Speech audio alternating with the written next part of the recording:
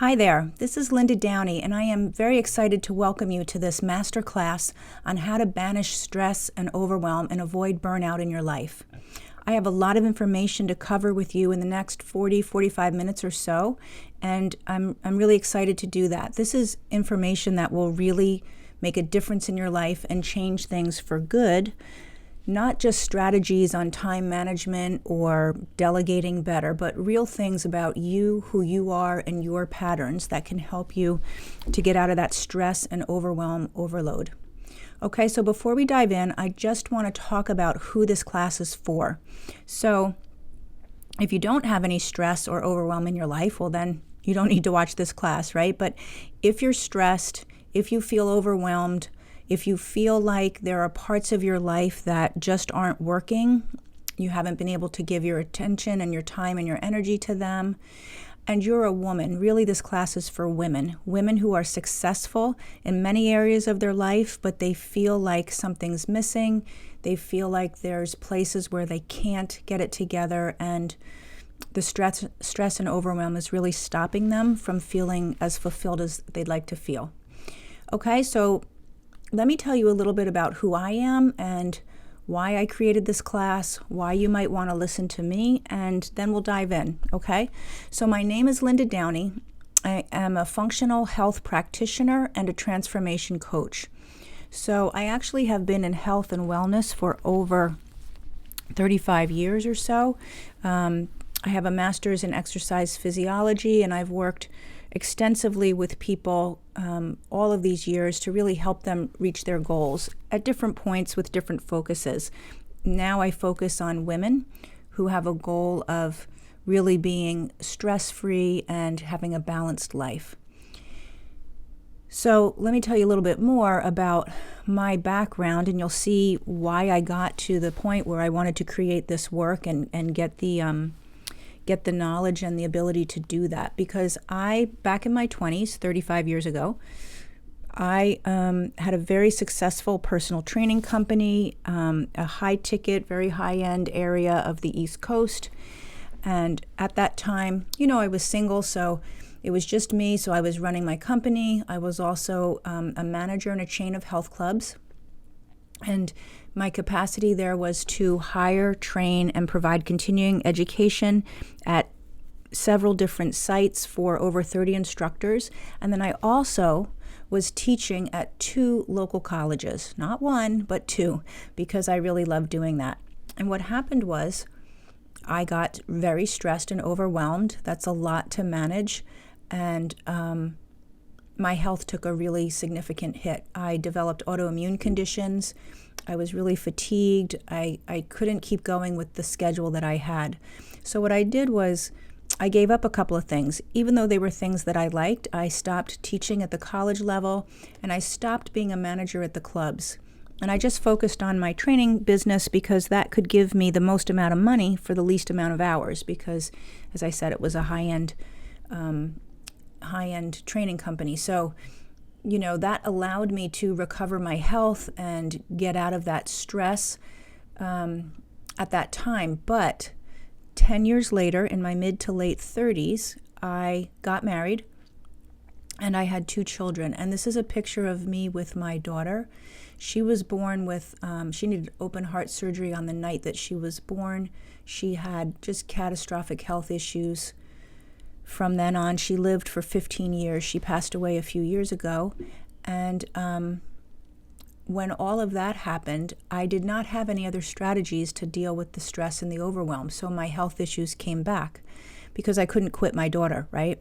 So my way of dealing with it before had been to just, okay, let me make some changes.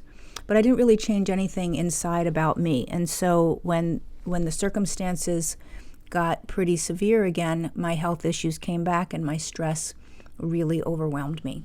So now that was my background, and it led me to just going back to school, learning a lot of other things that I hadn't been paying attention to.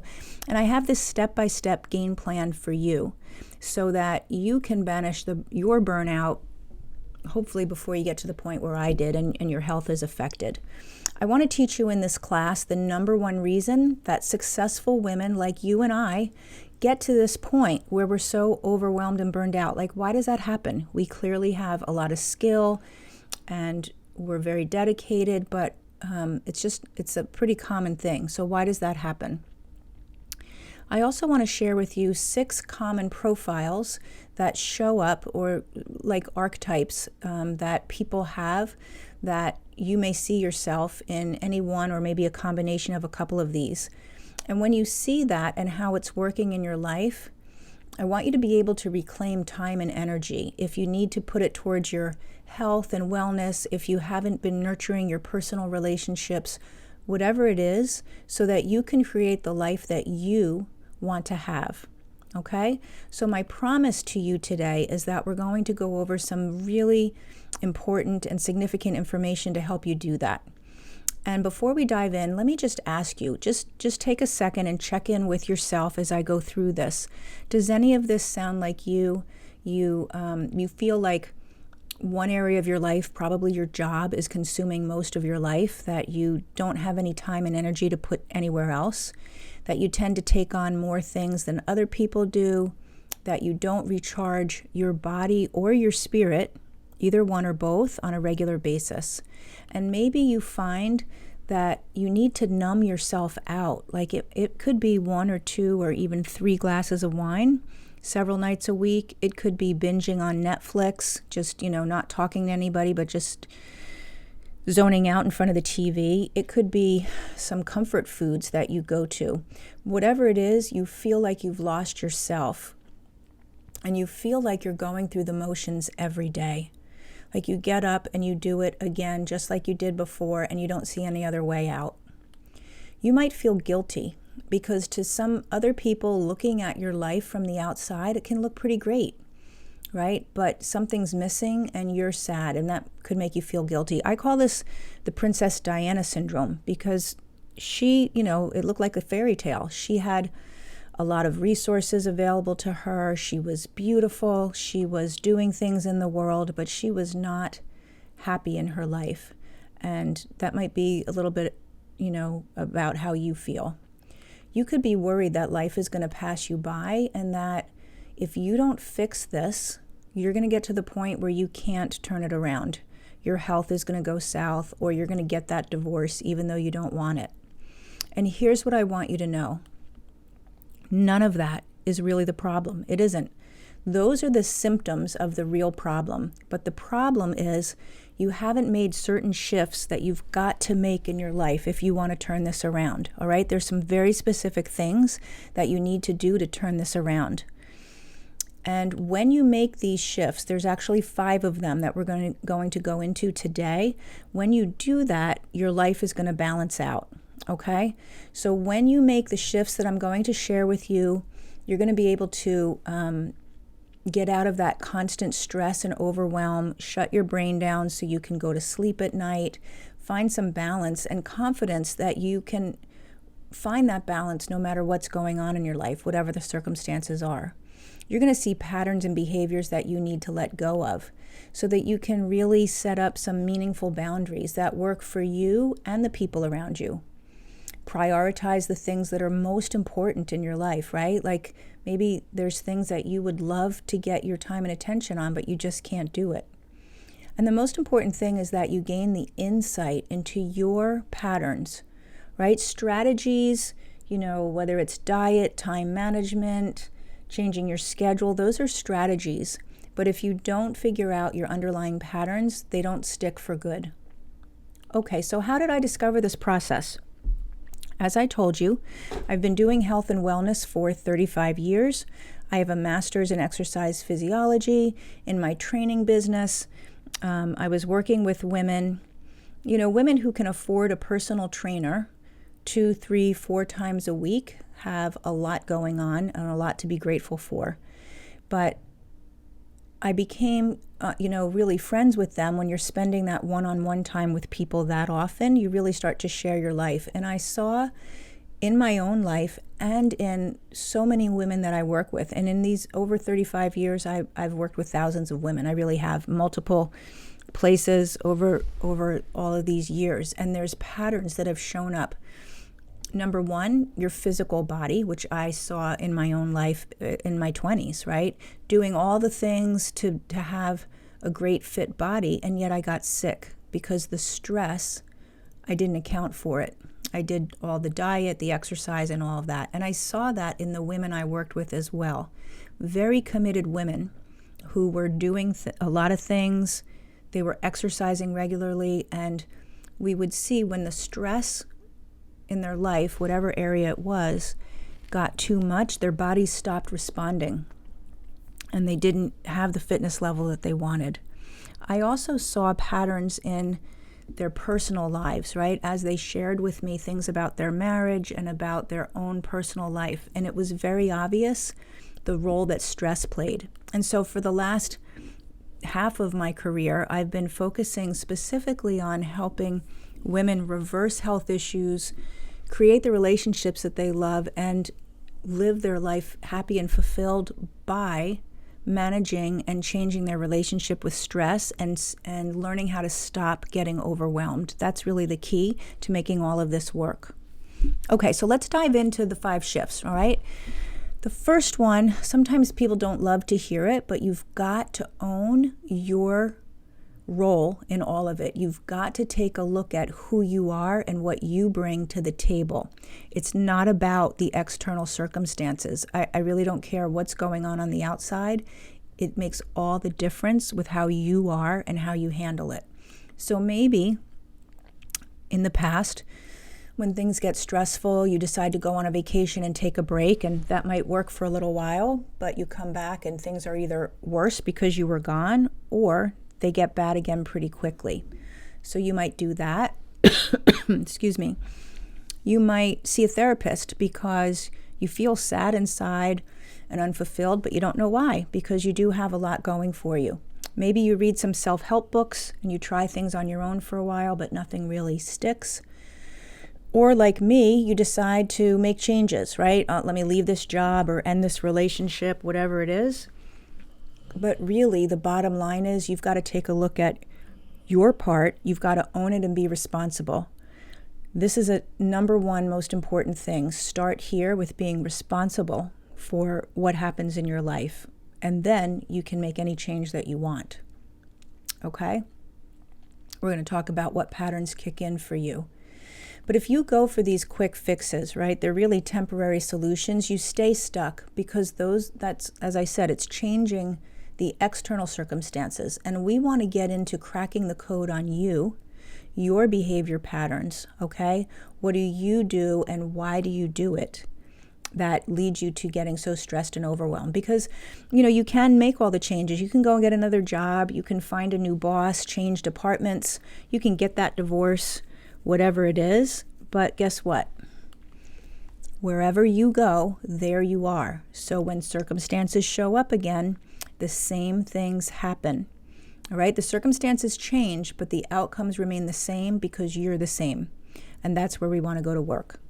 So that reminds me of my client, Renee. Here's Renee on a boat sitting out on the water somewhere. And Renee came to me. She was a member of a free group that I run. And she was in that group, and she reached out to me and she said, Linda, I want to work with you because I really want to take this on. I mean, she owned her life and she knew that she needed to change it. So when we first got together, she told me that she was anxious every day. The anxiety was through the roof. She could not sleep at night. She was sleeping in a separate room so that she didn't bother her husband. She thought she needed to quit her job because she didn't know what else she should do. And she was really worried about her marriage because she could see the impact her behavior was having, but she didn't know how to change it. When we got together halfway through her program and we reviewed what was going on, this was 5 weeks in, she reported to me that she loved her job. She was so happy she hadn't quit it. She loved it. She had even gotten more responsibilities during those 5 weeks, but it didn't matter. She was doing great. She was sleeping significantly better. And she said, I remember it was so cute. She said, I'm just happy every day. I don't even know why. I'm just happy, like nothing happened. And I think the best part for her was her husband was noticing. He told her that she looked softer, and he told her that she was easier to be around. And that was really, really important to her. And that was halfway through her program. Okay? That was Renee who, she knew she needed to do the changing, and so she did. That takes me to shift number 2. Shift number 2 is about avoiding these common blocks, these 6 common profiles that women, particularly women who are successful in a lot of areas, can fall into. Okay, so here we go. Excuse me, I just needed some water. These are 6, I'm going to call them pitfalls, because you fall into them and then you're sort of stuck. They seem like they, at the beginning, are helping you and getting you where you want to go, but they end up really being a problem. So number 1 is the perfectionist. That's the woman who is so concerned with making everything perfect. And we know nothing is ever perfect, right? So that's kind of a futile effort. But she's so concerned with making everything perfect, which is exhausting her. And she doesn't move forward and take on new things because she wants where she's at to be perfect. And she's still working on that. So that's number 1. Number 2 is the yes girl. And you guessed it, she says yes to everything, even if her body is saying no, like, no, don't do that. Or her family members, maybe she makes promises like, I promise I'm not going to take any more on. I promise I'm going to keep this time open. I promise. But yet she ends up saying yes, even when she doesn't want to. And that's creating problems. Number 3 is the shapeshifter. So the shapeshifter is the person who tries to figure out what everyone around them wants them to be. So their boss, their partner, whatever, their coworkers, what do they want me to be? And they try to be that. They try to change their shape and show up to serve that other person's needs. Very exhausting. Number 4 is the head of the class. That's the person who always has to sit in the front row with their hand raised. And I'm not going to lie, that was kind of me in school. Definitely me in school, right? Which doesn't sound like a bad thing, except it can get to the point where it's not okay for you to be in the second row. And there's only so many seats in the first row. So it takes a lot of hard work to always be there. Okay, number 5 is the pack horse. So think about like you're taking a tour of the Grand Canyon, right? And you're hiking up out of the Grand Canyon, and there's a group of people, and they have the pack horses where they just load them up with everybody's bags to make it easier for the people. So the people can just walk out and the horses can do the heavy lifting. So there are women who do the same thing. They take on everybody else's burdens and they make things easier for those around them, but it's a lot of hard work for them. And then number 6 is the good girl. And that's the woman who just wants to show up all the time as a good girl. She doesn't speak up for herself or say what she needs. She just wants to make sure everybody sees her as the good girl. Okay? And when we get locked into these profiles, we lose our power there. We get really stuck, and our own life takes a hit because we feel very alone in that position. We're frustrated. Here I am again doing this. Here I am, we're resentful of other people, and we don't really know how we landed there, but there we are. So these are the traits that actually stop women from advancing. The goal is to move forward and to improve and to get to where you're happy and enjoying your life, but it doesn't ever happen because you're stuck in these really hard places, exhausting places. And so the things that are your greatest strength, like multitasking or being helpful for others, those things become the thing that stops you when you overuse them, when it's always your strategy to handle things by doing that. So what I'm talking about is a pretty simple concept, but it is definitely not easy to change those patterns. You really have to rewire your entire approach to life. So when I say rewire, it's like if you were going to rewire a house, you would need a skilled technician to come in, pull out all the old wiring that doesn't work, that's shorting out blowing the fuses, a potential fire hazard, right? Just a house waiting to burn down. And that skilled technician would have to put in all new wiring that was efficient and up to code and really enabled the house to be functioning well without blowing any fuses, right? So it's the same thing, rewiring your thought patterns, ripping out the bad ones, putting in the ones that work for you. And that makes me think of Barb. Here's my friend Barb. We've been friends for over 20 years. She originally started with me as a personal training client 20 years ago, and she was very committed to her health, exercised regularly, and ate really well, and, was just really a committed person. And Barb, she's a wife, she's a mom of 2 grown kids, and for 12 years, she was running an organization with a lot of passion and giving all of herself and her heart, recruiting team members, training them, really doing a great job. But she knew what I was doing in terms of working with people a little bit differently than when I was training her 20 years ago. And so she called me with a whole new set of issues. She said she was totally exhausted. It didn't matter how early she went to bed. If she took a weekend off, she could never sleep well. She couldn't lose weight, even though she was an avid exerciser and she ate well. Her body would not respond, which right away I learned years ago was a big red flag. And then she noticed that there were things that she used to really love, like she loved to show up for people. She loved to be, prided herself on being present in conversations with people, really focusing on them and being a light in the room. When she walked into the room, she tried to be a light for everyone. And she just could not bring it.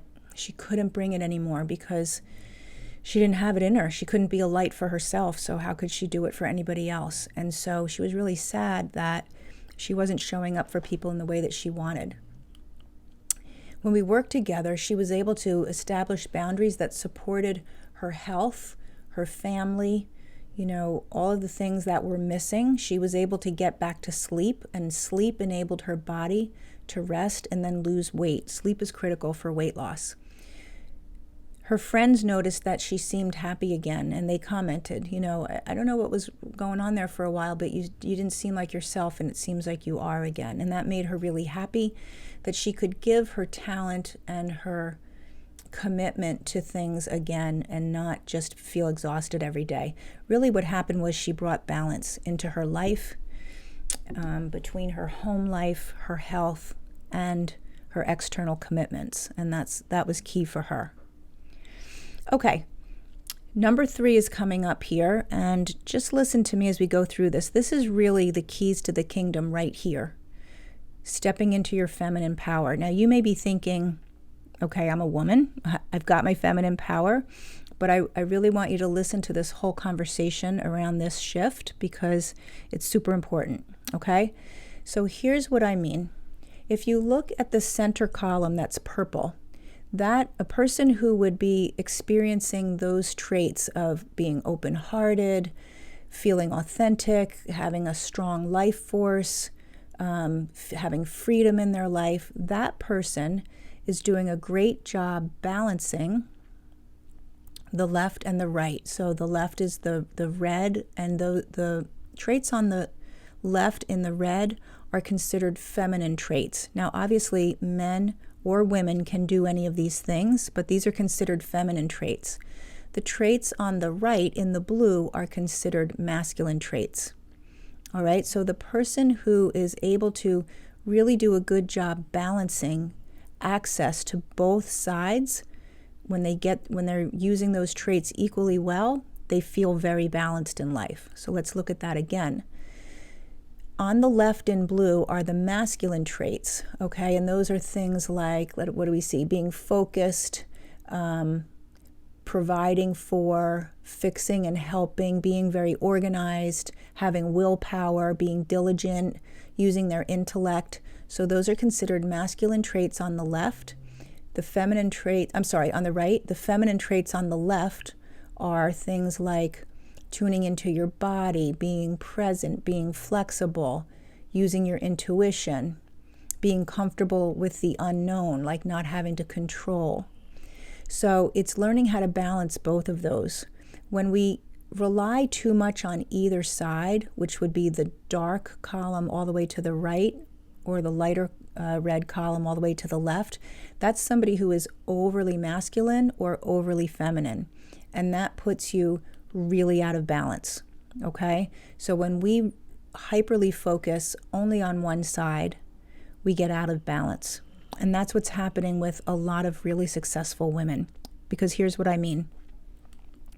There was an old way of doing things that we learned, and it's time to step into the new way, okay? It's not about whether you're a man or a woman, your gender, your sexuality. Both men and women have access to it, and both men and women can get burned out if they're overly masculine. But this class is for women, okay? So I'm going to focus on that. The messaging that we've been getting as women is that we need to rely on those traits that were to the right, those masculine traits to get things done. We need to be focused, strategic, do it, take control, all of that. But when we overuse these traits, that's when you get health issues, your relationships strains. And it can happen with men too, okay? As I said, but for you feel unfulfilled, out of balance. And we have to really take a look at how we're overusing that right side. Because the old way told us, listen, this is how you have to do it. This is what the men have been doing. And if you want to be successful and create, a high achieving life, this is what you have to do. You sacrifice yourself. You put yourself on the back burner. You say yes every time something comes up, and you keep pushing through. So the old way forced you to have to cope your way through your life. That's what's happening, right? Pounding coffee all day long, zoning out in front of the TV because you're too tired to even have a conversation, or you bring work home and you just have some wine to sort of numb it out. That's how you cope. And the old way forced you to cope through life, which is not why we're here. We're here to live life and be joyful. But it's hard to do that when you're doing all of those things. All right? It's really insane because so many people live like this for many, many, many years. Our culture has been very dominant with that masculine energy. And so men and women have been stressed and overwhelmed. There's been a lot of sadness and unfulfillment. Is this really what I'm supposed to be doing all day, every day, over and over? And people just keep looking to one day, someday I'm going to be happy when I can actually stop doing this. That's how so many people are living. And it feels like you're on this treadmill, right? If you were on a treadmill and you cranked it up so it was really pretty fast, you would have to just stare straight ahead to focus, because you can't turn your head to the left or the right or you're going to fall off, right? You lose your focus. And that's what's happening in life. You have to stare at only one area, and anything outside that area gets neglected. You can't look to the right or the left because you're going so fast on this treadmill. And the second part of that is your legs. Your legs have to keep up or you're going to fall. And that's exhausting. That's what people have been doing, and it does not work. Okay, which I know that you know that at this point. So what's the new way? All right, that's really what I want to talk about in this shift. Again, it's simple, but it's not easy. You've got to tap into those feminine traits that were on the left side in the red column. Learning to trust that you don't have to push so hard. Stop continually proving. Stop hustling. Bring forth the traits from that left side. Trusting your intuition. Things like that. And then when you bring those traits forth, you get yourself balanced and you can use a whole new set of skills. It's not really new because you have them. You just haven't been relying on them. You've really been relying on, the whole other side. So when you learn how to balance both parts of you, you get yourself back. You find your inner is as powerful as your outer. And what does that mean? Well, your outer is the person with willpower who's controlling things and taking things on and doing. That's your outer. Your inner is the person who trusts, who listens to their intuition, who pays attention to their body, who is present, takes the time to be present, right? That's the inner. So you can stop pretending and pushing and really pay attention to the inner part of you.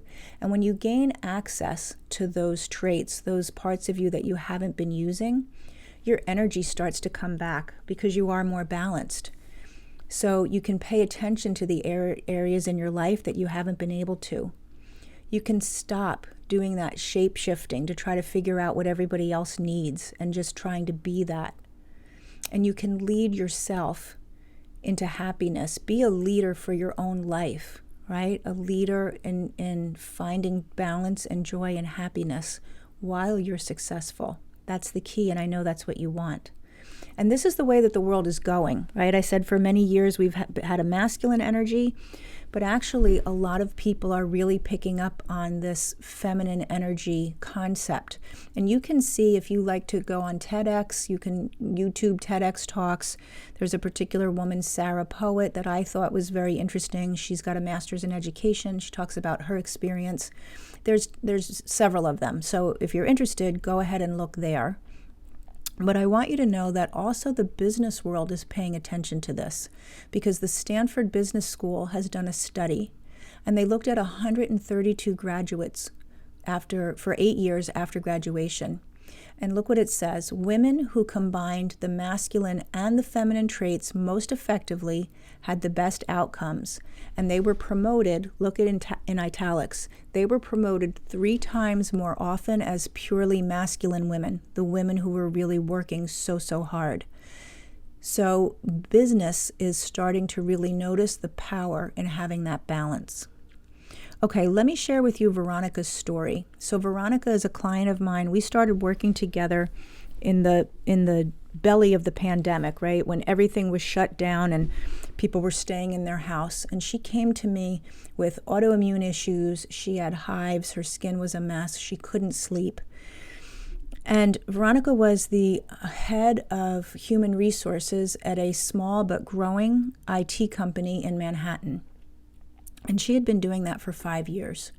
So in the pandemic, when she called me, she's working from home, and she's telling me that her day starts around 6:30 with some coffee. She gets on the computer, and she'll be there all day. It could be 9 o'clock at night before she finishes. And she lives with her boyfriend. Before the pandemic, they used to come home from work and go for a walk together. But now she wasn't going on the walks. He was still going by himself in the evening, and she stayed on the computer. And she would try to spend some time with him when he got back, like maybe watch a TV show with him or something, but there was not a lot of connecting and talking going on because she was tired, and most of the time she fell asleep. So when I asked her, Veronica, why are you staying on the computer from 6 in the morning until 9 at night? She said to me that she was afraid that her boss would find out that she was a fraud in her job. So this was a job she'd been doing well for 5 years, but she was fearful that her boss would decide this about her, and especially since everybody was working from home. So she wanted to really prove that she was working hard all the time, even though she was home, and that's why she put in those hours. So we're going to talk about Veronica again in a little bit. I want to get further on down in these shifts, but I am going to come back to her, okay? All right, the 4th shift is really figuring out how to reignite your life, because you're in this pattern, you're going around and around, you can't get out, you're exhausted, and things do not change by chance, all right? That's the one thing that we know. If you don't do something to disrupt this pattern, that's how it's going to stay. So it's up to you to change it. So you've got to identify, where did you get disconnected, right? You had this vision of the path for your life, and I know you're doing the things that you're doing because you want to love your life and you want to be happy, but somewhere it got disconnected. So we have to get some clarity on what you really want. Like, what is it that you really, really want? And to do that, I created this program. It's called Return, Restore, and Renew, because together we figure that out. What triggers you to go into those patterns, those patterns of doing and working so hard? How can you return to love in your life? Love for the body that you're living in. Love for the most important relationships in your life. Love for your career and for the life that you're living. You need to become the leader and the navigation system for your life, because it's not going to happen unless you do that. Okay? Okay. Number 5 is taking making the choice, taking the time to invest in mentoring, because you cannot do it on your own. We think that, especially when we've been used to pushing and doing and making things happen, but in this area, you can't do it on your own, and I'm going to tell you why. When we look here at these two circles, on the left is the circle of awareness, and that's what that means is all of the things that you know, right? So you know how to drive a car, you know how to do your job, you know how to bake a cake, whatever it is. All the things that you know. That's your information. In the middle, it says known unknowns, and that's all of the things that you know that you don't know. Like, I know I don't know how to speak Russian. I know that I don't know how to fix my car engine, whatever those things are. But you know that if you wanted to learn them, you could go find that out. You could take a class, read a book, go on YouTube, something, and you could find the information to make that be something that you know. So that's all information, and that really doesn't change your life. What changes your life is transformation, which happens in the blind spots of your life. That's what you don't know that you don't know. You don't even know it. So you have no opportunity to address it if you don't even know that it exists, right? Your blind spots. You cannot see your own blind spot. That's why it's called that. So transforming your life and figuring out these patterns and why you're doing it happens in the blind spots of your life. And you need a mentor to help you figure that out. And here's where I want to come back to Veronica. So when I asked Veronica why she thought her boss would think she was a fraud in the job that she'd been doing for 5 years very well, she said to me, as we got into the conversation, she remembered a memory from first grade when she was a 6-year-old little girl. And in first grade, she was not yet a proficient reader. She really struggled, actually. And so her teacher was frustrated with her, and her teacher went down the hall to the 3rd grade class, and she pulled her sister out of 3rd grade. I'm going to call her Mary. And the teacher brought Mary back into the 1st grade class, and both girls were in front of the classroom. The whole class was there. And the teacher said to Mary, "Mary, you were such a good student when I had you as a 1st grader. You were a good student and a great reader. Why are you such a bad big sister?"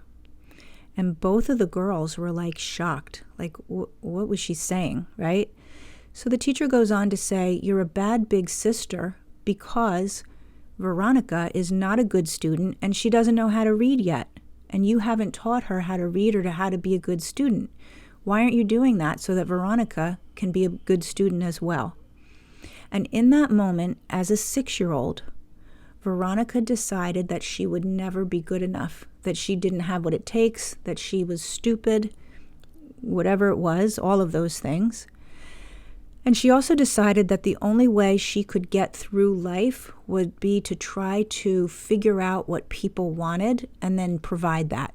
So that's the shape-shifting. So she started that in 1st grade.